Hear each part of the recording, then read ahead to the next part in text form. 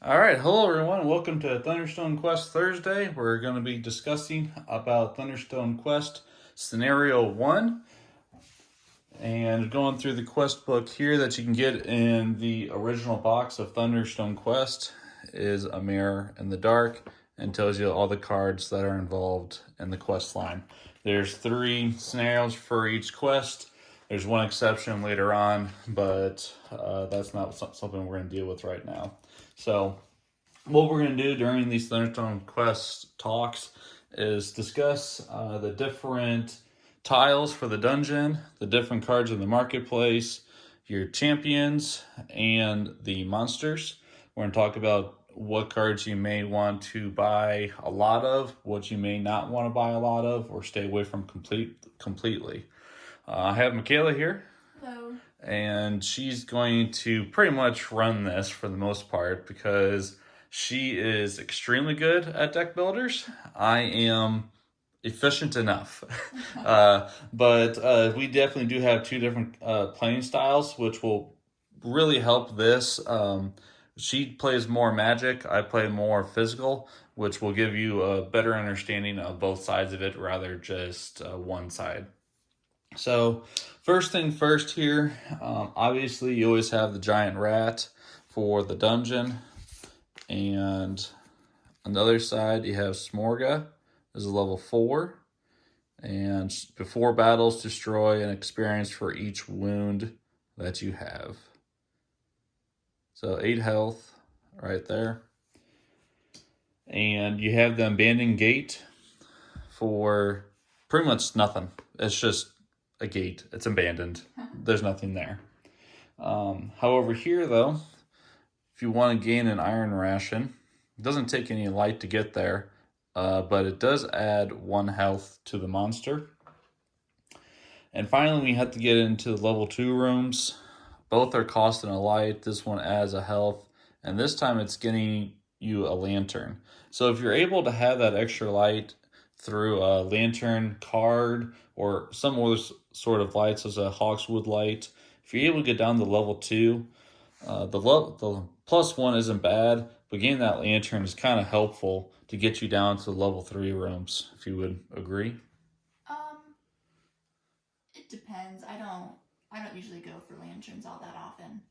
I like to try and stick with cards that have light when possible. Right, Easier, I think. right.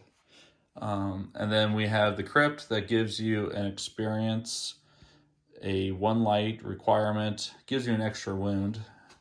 And then, unless you have a rogue, discard 1 gear token after moving into this room. That can be a little disheartening or keep you away from going into this room, just because if you have iron rations, for me, for physical attack, I like to have those iron rations, or potions that can be useful a lot of the times. It can keep you from having those if you're not stacked up really well. Lastly, we have the throne room, giving you 2 experience. 2 light requirement. After battle, place a champion in the 0 room, which is the wilderness. Whoops, sorry. And then, unless you have a rogue, discard 1 random card when you move into the room, which can be really devastating. And finally, probably one of the 2 best tiles, probably, Sure. if not the best, Best. is a 2 light requirement, gives you 1 extra wound, but it gives you a treasure card, which are fantastic. And after battle, place a champion in a level 2 room. So you can go to the crypt or you can go to the sunken well. It's kind of up to you. So as you looking at this dungeon, there's obviously an emphasis of having a rogue. Yes. For having Hawkswood, is Hawkswood for you big for this scenario? Yeah, on this scenario, I definitely buy 1 or 2 Hawkswoods for that reason. And especially down here, most of your treasure cards are going to be in these level 3 rooms. So you want to make sure you're able to get in there. And Hawkswood is nice as you level her up. Just didn't go far enough. That she does allow you to buy a gear token. If you defeat a room. Because I don't play with physical very much. I don't buy many of her. One or two maybe, and I usually don't have any weapons for her. But again, my focus is on magic, so. Yeah, definitely. So with the level 3 rooms, you're going to have a lot of these monsters that are going to give you treasures. So if you can capitalize treasure with the vault, giving you 2 treasures is really beneficial. So as you can see, all of these are having 2 treasures. They are undead as well. Not a huge thing for right now, but there's a big weapon I like to use, the Holy Mace, that deals extra for undead. All of these are going to be dealing you 2 extra wounds plus the vault. So you're going to get 3 wounds at the vault. Right. It's not horrible as long as you have, let's say, your cleric to heal it. We'll get to a gem of healing, hawkswood, potions, what have you. So about half of these are magic resistant. You only have 2, but they're pretty big armors. And then you have 2 monsters that are just regular health.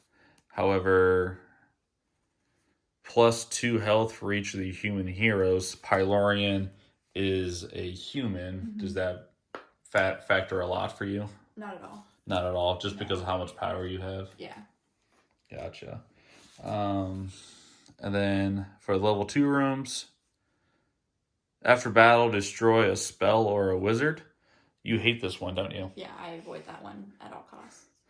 So what happens if you have, like, let's say a direwolf master here, and then you have the other one here? Do you just not go for it for a while? You either go for the 1s or the 3s?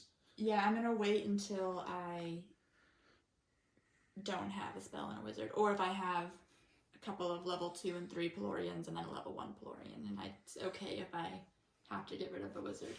Yeah, low level wizards for sure. So discard a hero with physical attack.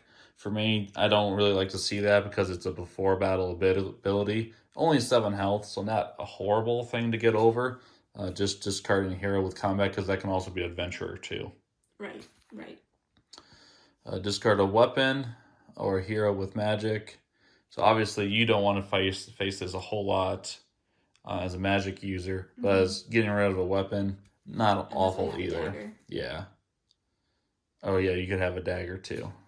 So let's get into the heroes and then get into the marketplace. So we'll start with Silverhelm first. And with the Silverhelm, this is a favorite of mine. If there's Silverhelm out there that I can get, I'm probably going to get him. Not for his level 1 ability necessarily. He gives you plus 2 skill and you can heal a wound as a dungeon ability. So pretty good there. He is a fighter and a cleric. I always love those 2 combos. Yeah, it's a good combo. Cleric comboed with anything is usually very good though. Yes. But this is why I really like him is as level 2. You can give another hero plus 2 skill and plus 2 combat or physical attack. You can heal 1 wound as well. He has 2 as well and 5. So I can pair him up with pretty much any weapon that's on the board and still have other people wield weapons as well. His level 3, so if you see the difference here, so he doubles his attack, adds 1 skill to it, and then you can heal 1 or 2 wounds. If you have a hero wielding a weapon, you can draw a card. Drawing cards are crucial for deck builders. Would you agree with that? Your draw power is everything. So more draw power, the better. We have Stormhand. Oh, I didn't even get the level 4s. I'm not used to level 4s. We just got these. So level 4 here, you can heal 1 or 2 wounds. You can draw a card for each wound that's healed. So if you have 2, that's 2 cards for you. So that's fantastic. Or for each of your heroes wielding a weapon, whichever is lower. So they're not going to let you do a whole lot, but it can be up to two cards, which is pretty good. He gives you a light as well, 7 skill, 5 attack. Really good on that. Just giving you draw power. With the Silverhelm, I know we talked about doing these first. This is our first video, so we're still learning our ways here. But with the silver helm, I'm probably going to be doing a whole lot of short swords. Short sword, if the wielding hero is also wielding another weapon, draw a card. Well, that's pretty easy for short swords. The skill level is 3 requirement. He gives 2 out for level 2. And so if you can get a couple short swords together, you're just adding more draw power, which is something that I like to try to go to a lot. And then you also have the hammer as well, because it's a dwarf, and you got to have hammers for dwarves. It gives you a little bit of gold as well. 2 attack, 4 skill. Again, I'm not too worried about skill right now, and gives you an experience for the end of the game, which is always nice. Very nice. And it's only worth 3 or costs 3 to buy.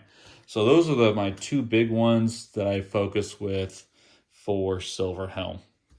And as we get into Stormhand, you're going to see that these 2 work together, Silver Helm and Stormhand.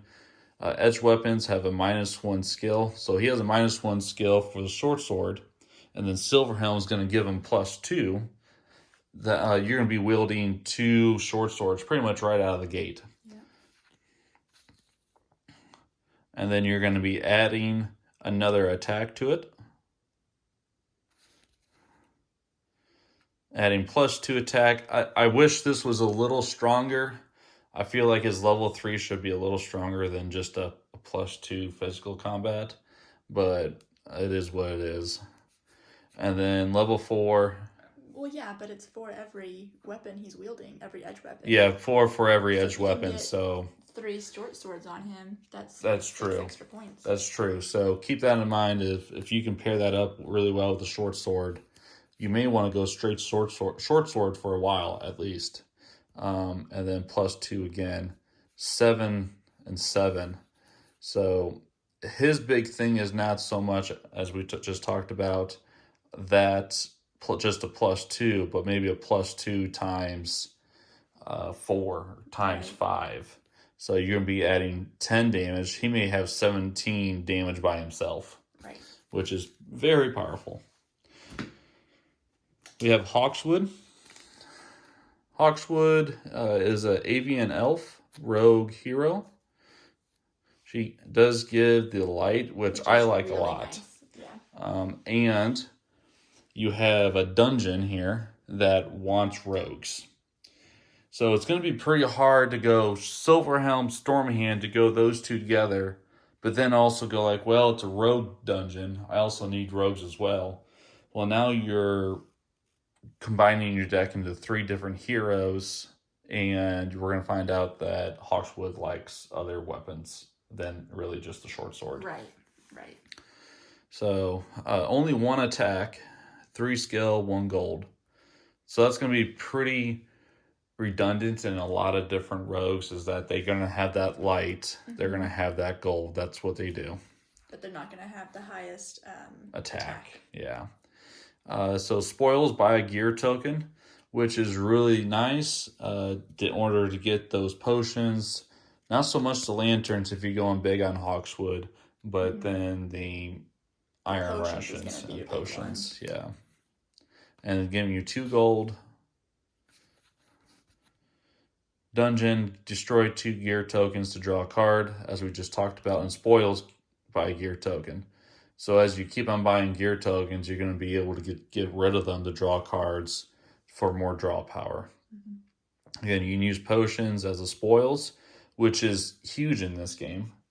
Having to be able to heal your wounds after battle, to be able to draw more cards the next time around. Yeah.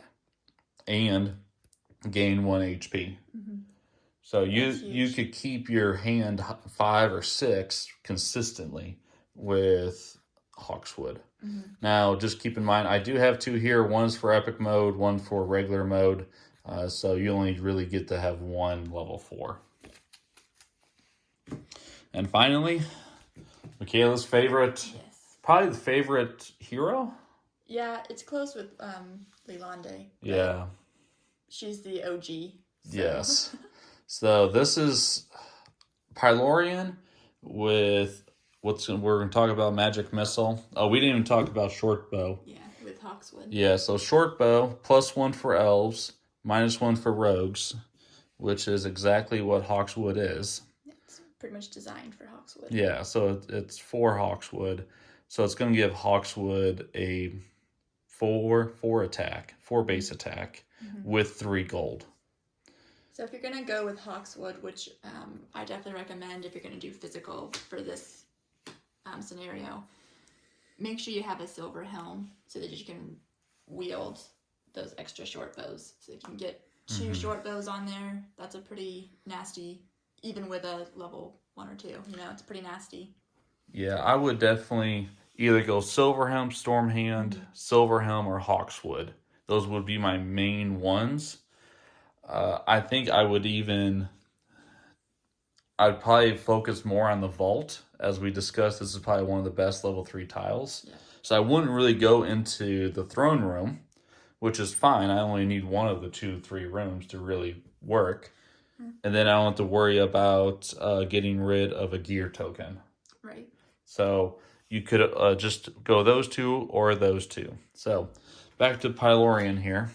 +1 attack if you have a spell. +1 level if it's arcane. So arcane is going to be on 2 of the 3 here. You have Future Vision, Village or Dungeon Phase, place a card on top of your deck. If you have Cleric or Wizard, have +1 HP. Having +1 HP. It's everything. Being able to draw more cards next time, even if it means you have 2 of these in your hand and you have to get rid of 2 cards and you're really just doing kind of a setup for next time. Being able to draw 7 or 8 cards, it'll make your next turn massive. Yeah, and then your opponent sees that and goes, this is wonderful. So, and then it's only 3 the cost and gives you a light as well. And then the other arcane, which is a nasty 1-2 combo here. That's beautiful. Magic Missile. Magic attack equal to the combined level of all of your wizards. So if you have a level 1 Pylorian with Magic Missile is going to have 2 magic attack on it. But then Pylorian is going to have +2, so it's a 4, correct? Pylorian right now is a 2. Yeah, Pylorian's a 2, but plus Magic Missile is another 2. Yeah. So that's 4. But the compound effect with that is fantastic. Yeah. So if you have, let's say, 3 level 1s, well, each level, or each Pylorian is now a level 2, technically. So 2, 4, 6. Magic Missile is now 6. Yep, and then each of them are 2, so they're 6 as well. So you have 12. A total of 12. 12 damage right here. Easy. But now, once we start leveling up here, +1 attack and +1 level if you have a spell. So it doesn't matter what you have, you just gotta have a spell. But now we add +2 and +2 if it's arcane, Magic Missile is. So now we're really getting a little redundant here and more explosive. Yeah. And then level 3. It's still +2 and 2, but it does give you an extra.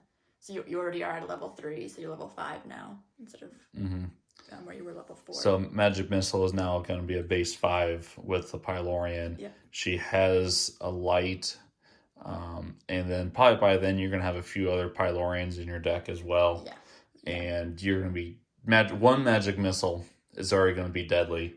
If you have 3, yeah. If you're going heavy Pylorian with this one, if you're going heavy Pylorian, you have heavy magic, and you have the opportunity to buy a Magic Missile. Buy as many as you can. Yeah. And then level 4 Pylorian, still level +2/+2. But village or dungeon, if you have an arcane spell, gain a lantern token, which is probably a little bit better because you can use that light at any time. Right. And then you still have a 4 or really a base 6 overall. Right.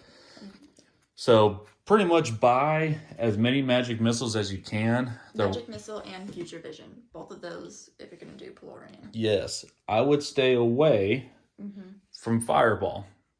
It's not going to help. It's an elemental. It's not arcane. It only does a 3 base attack, which we just discussed.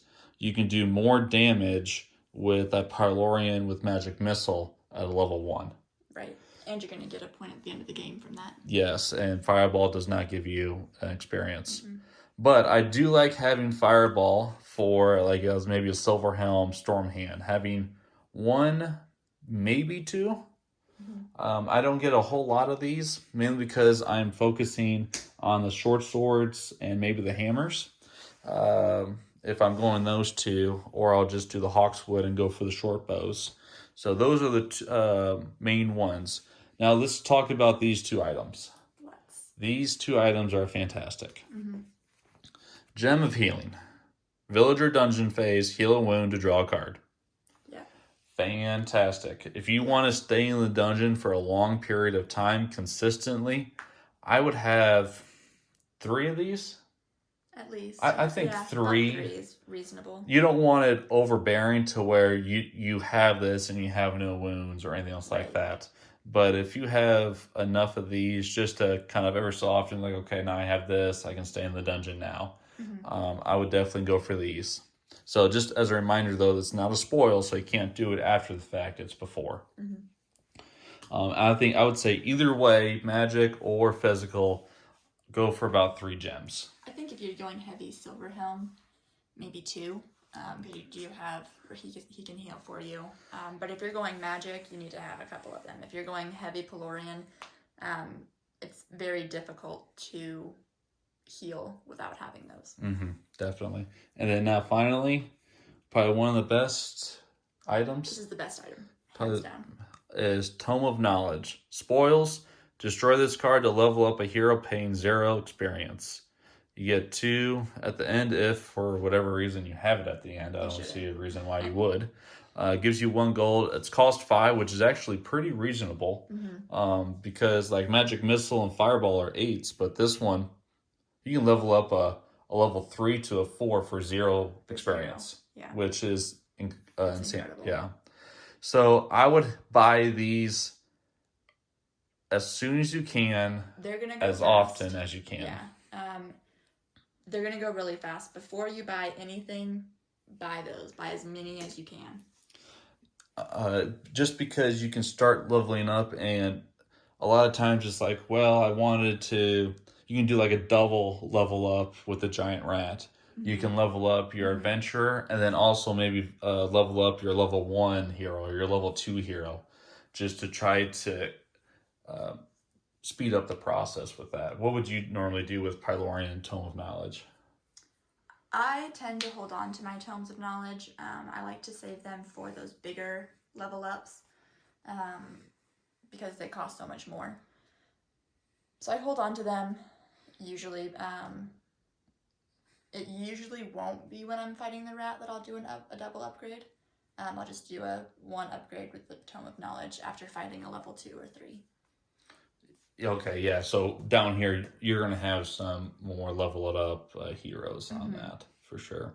So definitely 2 different thought processes there. You could do a double up right there, or you can hold on to them and eventually get to that and then just explode with all that. No, I say that, but it does depend. So if you're playing a game and you've got 2 people trying to go heavy Pelorian and they're going to be going fast, level up as soon as you can. The more level 2s you have, the better chance you have of getting to that level 3. Because the resources do dwindle there. You have 8 level 1s, 4 level 2s, 2 level 3s, and 1 level 4. So if there's a lot of competition for a specific hero, use those tomes as soon as you can. Definitely. So normally we play just 2-player, and I go physical and she goes magical. And so there's not really a rush for her at all. She just takes her time and gets what she wants, and same for me. However, when we play with the Gars, Gar and Cherish, they kind of buy a little bit of everything, which can be very stressful sometimes. Cherish goes more my route on the physical. She'll go with the Storm Hands and the Silver Helms, maybe a little Hawkswood at the end. But then Gar, he will go Hawkswood. I don't know. He goes everything. He tends to gravitate towards rogues, but he will go magic as well. So Yeah, there's a lot more competition between when there's the 4 of us. definitely. So how many Pylorians would you have, or would you want to get if you were to play a 2-player game against me? I'm gonna try and get as many as possible. So with 2-player, I'm usually gonna be trying to get rid of adventurers. With 2-player, I wouldn't buy a Pelorian. I would just level up with adventurers. With 4-player, I might go ahead and buy Pelorians, that competition aspect of it. But I'm probably gonna get like 5 Pelorians if I can, and then 1 or 2 Hawkswoods. Gotcha. All right, so we have covered scenario 1 of quest 1, and we're gonna just kind of skip through here to level number 2 real quick. So we're gonna trade out some of these cards. We do have the hammer still and the short bow, but now we take the short sword out and we add the maul to it. And for items, we actually add a 3rd item into it if I can find it. I'm not sure what I did with it right now. It might be over there under the Thunderstone staff stuff. Oh, here it is. It's called Amulet of Infravision, and that's going to take place of the magic missile. And then we also have Moonlight that takes place of future vision. And then we also take out Pylorian, and we add in Scythian. We take out Stormhand, and we add in Gorlandor. The monsters change a little bit too. Spider Terrors come up, and the Cobalt Skirmishers come up.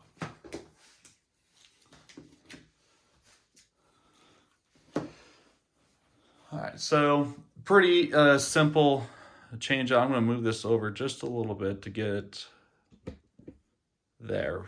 So with Scythian, she is a favorite that I actually even try to get sometimes.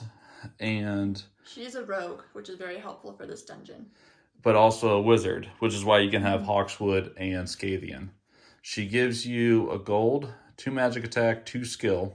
So not very good on the skill.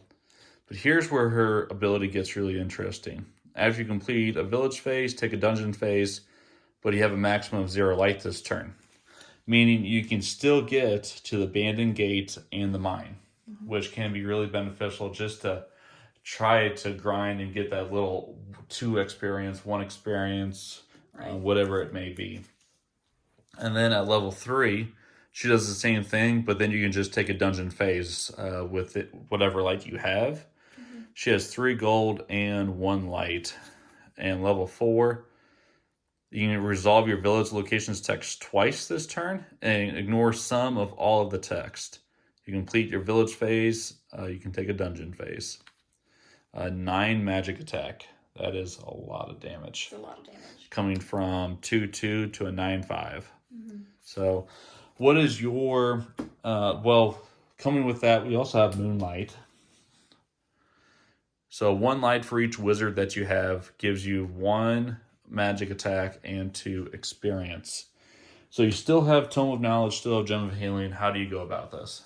I'm going to do a much larger split between Hawkswood and Scythian here.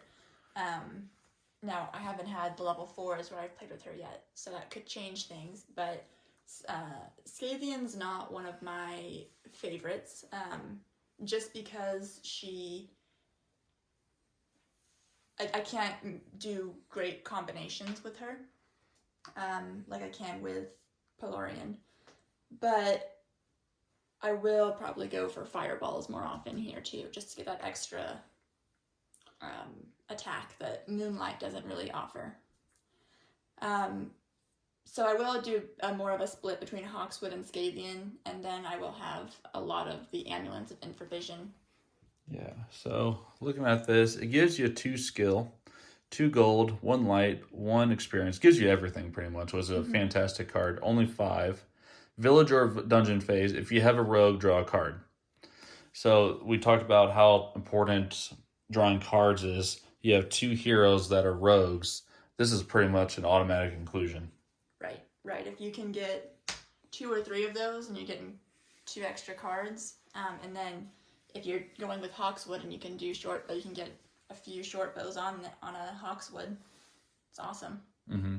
Yeah, and you could also Amulet of Infravision, Short Bow, and Scythian, because you're adding the 2 skill to her for her to wield it. Right. So you're now obviously you don't want to buy too many short bows to where you have just short bows and amulets and no heroes. Right. You want to make sure you've got enough heroes for sure. So do you want to buy Scythians first, buy amulets, buy the Hawkswood, and then the short bows? How would you go about it? Well, I'm definitely going to want to keep, with this scenario, keep a fairly thin deck. So when you have those amulets and you're drawing extra cards, you can get to what you want quickly. So I'm probably going to start with a Scythian and then a Hawkswood to start kind of building. And then maybe 3 of each tops. And Of what? Of each card? Of each hero. But the first thing I'm going to start buying, again, is those Tomes of Knowledge. That's the first item that I'm going to buy. And once I have those and then have my heroes upgraded, then the next thing would be the amulets and then short bows. Awesome. And then obviously maybe a couple gem of healings, 1 or 2 gem of healings, 1 or 2 fireballs, maybe one fireball if you have the money to do it. Yeah. I would think you would with 2 rogues. So it's just a matter of, are you finding that you need that extra oomph or not to buy it? Or is it really holding down your deck more? You know, if you're able to draw a gem of healings and amulets and you've got your heroes, is a fireball just going to kind of stop your roll? You're going to kind of put a halt to that. Yeah. So there it is. There's her play style of how she would run that. Now with Gorlandor here. He's one of your favorites, right? Yes and no.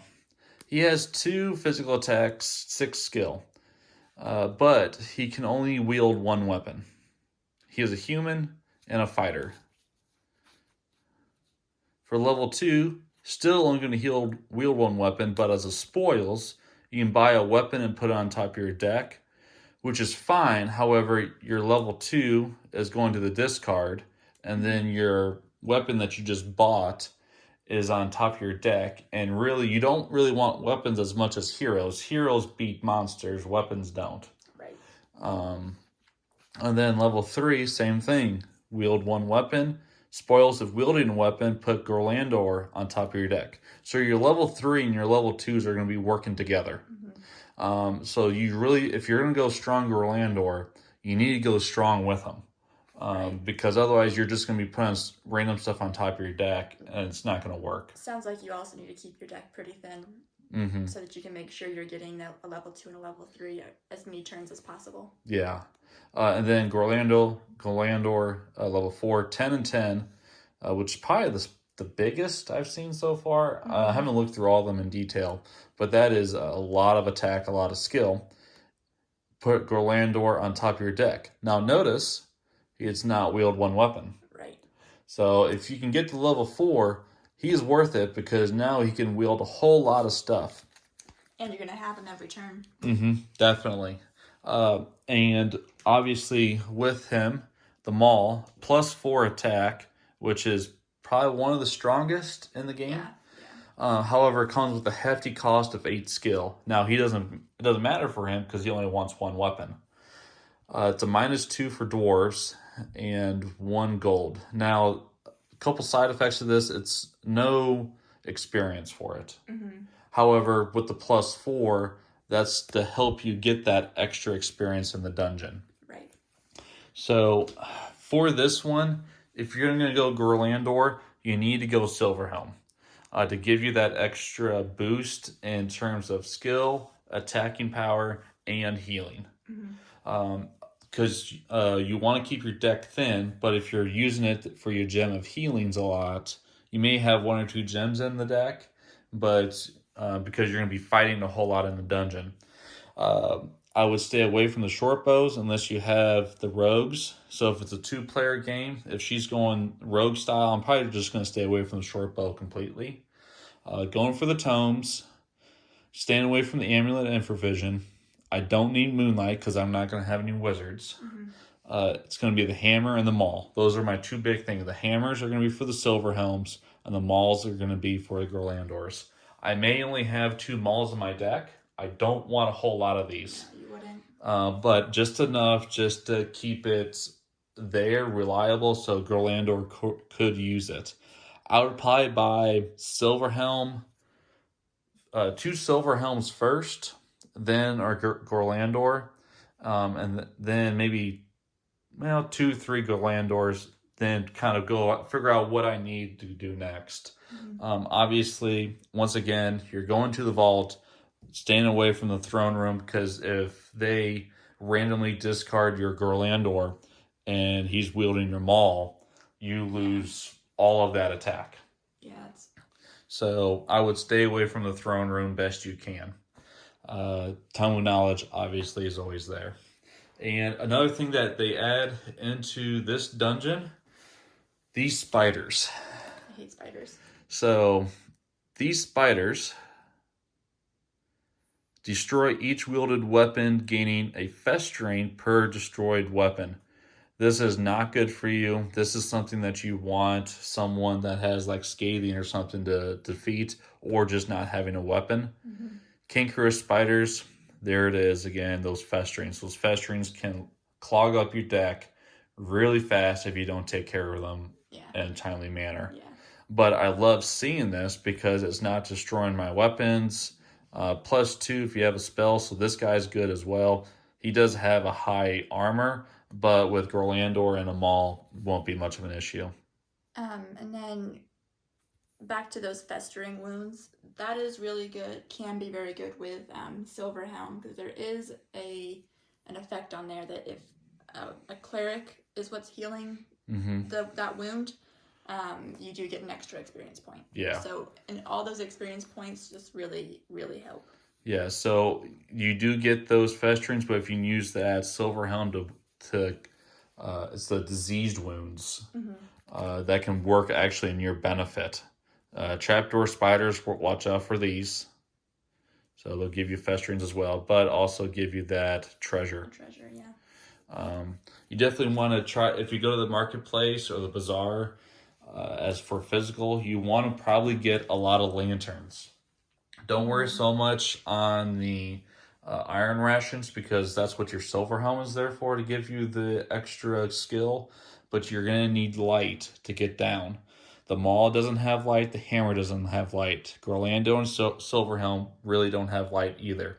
You need to buy lanterns. Yeah. So that's the big thing on that. Or the amulets. Or but you're not going to have a rogue. Yeah, so. But you're not going to have a rogue, so lanterns are crucial for that. Another way to kind of get around the light issue is if you can defeat something in like a level 2 room, and then your next turn you're trying to go down just one more level to get to those level 3 rooms. Yeah. Try and stay in the dungeon, deep in the dungeon, as long as possible, as many turns as possible. What I tend to do when I can, I don't use the potions as much. I don't go heavy cleric usually unless they're a magic cleric. I tend to use the temple heavily. So I will go down to where I'm only drawing a few cards and then be in the temple for a few turns. Yeah. Temple can definitely be your friend to stack up your hand in the way that you want it. Right. And then go down. When you get out of the temple, you're going to have a pretty awesome hand. Yeah. If you find that you're having a hard time going to the bazaar to go get light, sunken well, that may be your treasure trove as well. And some monsters, they will give lanterns as well. Use that to your advantage. So lastly, we have one more scenario, obviously. Scythian stays, but Hawkswood goes. So the Scythian has to move over, and Pylorian comes back. Gorlandor leaves, And Stormhand comes back. And Silverhelm stays. So this is, Michaela's already like watering at the mouth at these two together. It's a very dangerous combination. However, now it gets even more dangerous because Magic Missile comes back, Fireball's back, and Moonlight is there. Gem of Healing goes away, Amulet of Infravision stays, and we still have these 3 weapons. And Tome's still there? Yes. I believe so. So if you want to talk about those 2 real quick. Yeah. So with this one, I am going to continue being heavy Pelorian, but I will go a little bit heavier with Scavian than I would have with Hawkswood, because she is a wizard and she will help with the Magic Missile. Not to the degree of Pelorian, but you have a rogue, you have help in your Magic Missile, so it's kind of a win-win there. Plus, she allows you to take a village turn and a dungeon turn. I am going to start with Pelorian though, Pelorian Magic Missile. Do that as much as possible, for sure. The Amulet of Infravision here, that helps a lot. So that's going to get you the most Magic Missiles and the most Pelorians you can possibly get. So you're going to want to buy the Tome of Knowledge first, as always, then Magic Missile, and then Amulet of Infravision. This is especially true because Scavian is the only rogue on there, and she's magic. If you are playing people who typically just like physical magic, or physical attack, sorry, you're probably not going to have a whole lot of competition for either the Scavian or the Amulet. Yeah, but once that 4-player hits, it's kind of like a free-for-all. Who can get the leveled up things first. So level 4, or any sort of 4-player, 3-person type game, Tome Knowledge is out there. You need to buy them quickly. Every single turn. Yeah. So for physical, obviously you're going Silverhelm and Stormhand. That's your good 1-2 combo right there. Rogue is not going to help you wielding the mauls or the hammers. I'm going to stay with. Unfortunately, the maul is not an edge weapon, so it's a little bit harder for him to wield. Yeah, Stormhand is requiring an edge weapons for minus skill. However, he is a dwarf, so he does get the -2 in its place, which overall is better, but that's probably the only thing he's going to be wielding. And as Stormhand levels up, he's not going to be able to get those plus modifiers for edged weapons for attack, which is unfortunate. A lot of the times, though, I will go hammers right out of the gate once I buy a few Silverhelm and Stormhands, because those are going to be easy to wield and I can use them very well, especially with my adventurers and Thunderstone shards. Yeah, that's helpful. So that 1-2 combo, that's 4 right there. I can wield the hammers. So I'm probably going to have 4 hammers maybe. 4 hammers, 1 or 2 mauls at the end when I'm ready to get down there, and trying to level up my Silverhelms to at least level 2, and my Stormhands not overly much, because either a 3 or a 2, the skill is the same. It's a 5. And you're not going to be able to get a -1, -2. It's not really a matter. So I would almost stick with the level 2 and not go to the 3. Save your experience. Level up your Silverhelms. And wield your hammers and mauls. Tome of Knowledge will be your friend on this one. And your lanterns are going to be a requirement definitely to buy. Your fireballs, I may buy 2 fireballs on this one just to help with the light as well. The only thing that changes with the dungeon is that the Goblin Kingsguard comes out, and this guy can be a pain in the butt. And this is why I like to have fireball, because if I have a lot of physical attack, well, I'm just going to grab my fireball real quick and kill him with the fireball instead. Right. So that can be really simple. So you have to watch out for that. And that's why I, with this one, will keep a dagger and maybe an adventurer, just to make sure that I have that physical that's a little bit lower. Yeah. A lot lower, more than likely. Bugbear elites. High attack, a lot of damage to you. High experience, no treasure. Mm-hmm. You have your Goblin King. Before battle, discard 3 cards. That can be not great, but at the same time, if you do it correctly, it's not a huge thing to you. This one is awful. Before battle, destroy all weapons or discard all weapons. That is really unfortunate, but Not as bad for me. yeah. But she has high magic resistance. By that time, she's going to have Pylorians and magic missiles everywhere. It's not really going to matter. You have your Stone Giants. 3 Stone Giants. So that's what changes for the level 3. I think that really covered it all. Smorga, the Queen, she doesn't really change that much throughout level 5 and level 6. She'll destroy a hero for each wound that you have before battle or discard a card. Obviously, destroying a hero is really, really bad. So you want to make sure if you're going against a level 6, have some low-level hero, if you're going against her at the end, that not wielding anything, not doing anything, maybe a Venturer or something like that, to destroy. Or clear out your wounds. Or clear out your wounds. That also helps. Other than that, the other thing I have here, this is the main treasure that you're supposed to be finding during the quest, Stormland Mirror. Michaela ends up finding this pretty much every single game. And gosh, it's amazing. And I think she just stores it in her sleeve or something because she me. gets it every single time. At the end, after this turn ends, take an extra turn and destroy this card. She does this when she goes against Smorga. She beats the boss and then goes in and does it again. Yeah. But also, every time you draw it, you have +1 HP for your next turn, which is fantastic and huge. Mm-hmm. And then you also have a light there. Yeah. So it's huge. And if you end up not getting it that last turn, you still get 3 experience from it. Right. So not a horrible thing there. The only things that we didn't go over were side quests. Obviously, you want to go for your side quests, but you can. Mm-hmm. They're always there to usually help you. And the guilds. Overall, guilds are there to make it a little easier for you. I do have the guilds here. Now, keep in mind we have all the content right now, and then these are all the guilds. But there's a few of each.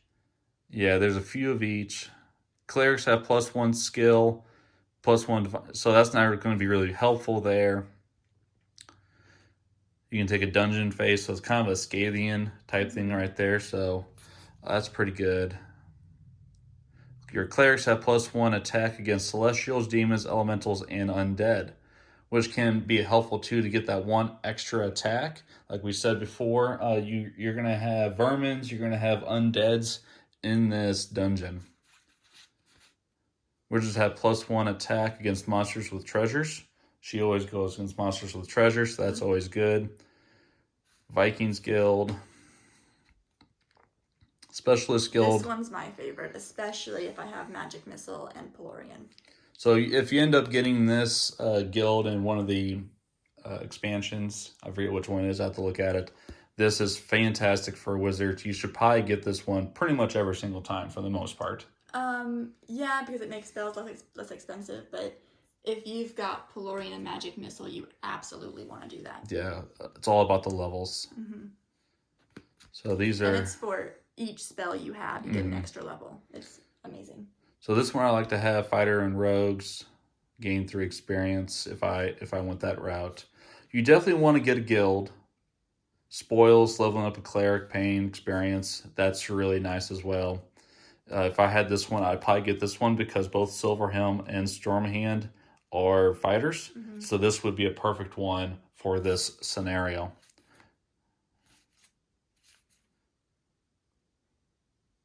So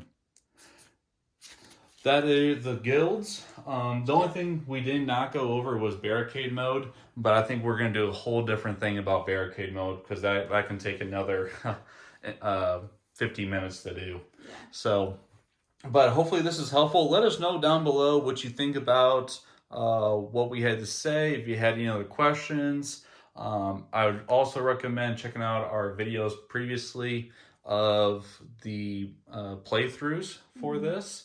We'll probably do some more playthroughs later on as well, but right now we just want to get through some of the quest talks right now.